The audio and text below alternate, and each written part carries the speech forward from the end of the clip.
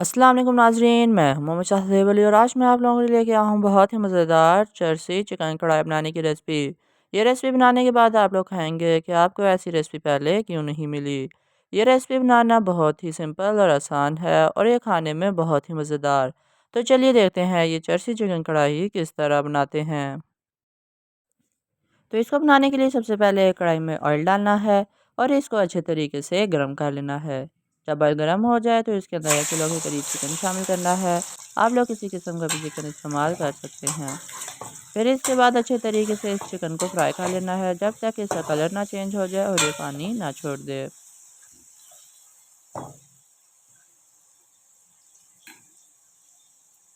तो आप देख सकते हैं कि चिकन ने पानी छोड़ दिया है और इसका कलर भी वाइट हो चुका है। इसके बाद हमें इस चिकन को तब तक पकाना है जब तक कि इसका कलर लाइट ब्राउन ना हो जाए।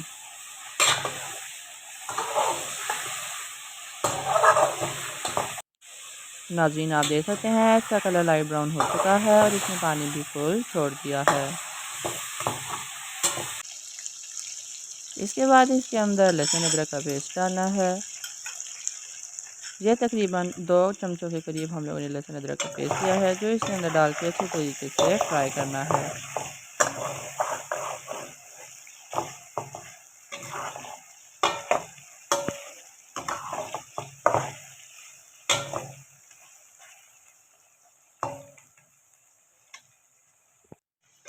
तो आप देख सकते हैं कि चिकन का कलर भी ब्राउन हो चुका है और लहसुन अदरक का पेस्ट भी फुल फ्राई हो गया है। इसके बाद 4 दरमियाने साइज़ के टमाटर लेने हैं जिनको सेंटर से हाफ़ करना है और इनके कटी हुए साइड चिकन के ऊपर रख देनी है।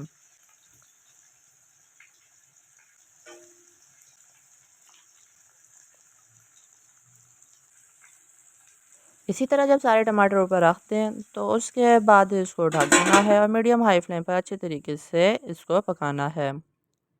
5 मिनट गुजरने के बाद ढक्कन ऊपर से उतारना है और किसी चीज़ की मदद से इन टमाटरों के छिलके उतार लेने हैं। क्योंकि जो टमाटर होते हैं वो तो सालन में मिक्स हो जाते हैं लेकिन इनके छिलके बाकी रह जाते हैं जिससे कुछ लोगों को परेशानी होती है। तो जब सारे छिलके उतार चुके तो इसको सालन के अंदर अच्छे तरीके से मिक्स करके फ्राई कर लेना है।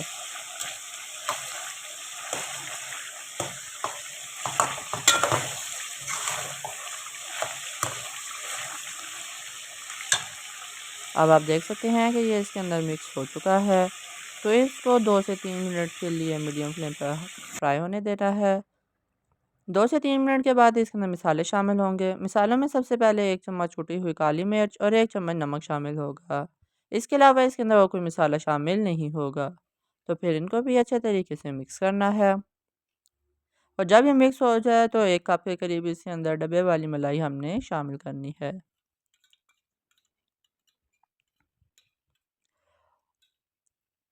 इसके बाद इस मलाई को भी अच्छे तरीके से फ्राई करना है और इसको मिक्स कर लेना है। इसके बाद इसको तब तक पकाना है जब तक कि घी ऊपर ना आ जाए और इसकी ग्रेवी तैयार ना हो जाए।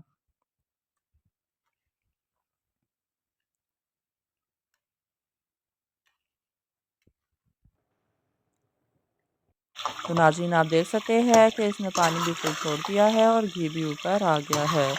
तो अब इसको तब तक पकाना है जब तक यह पानी फुल ख़त्म ना हो जाए।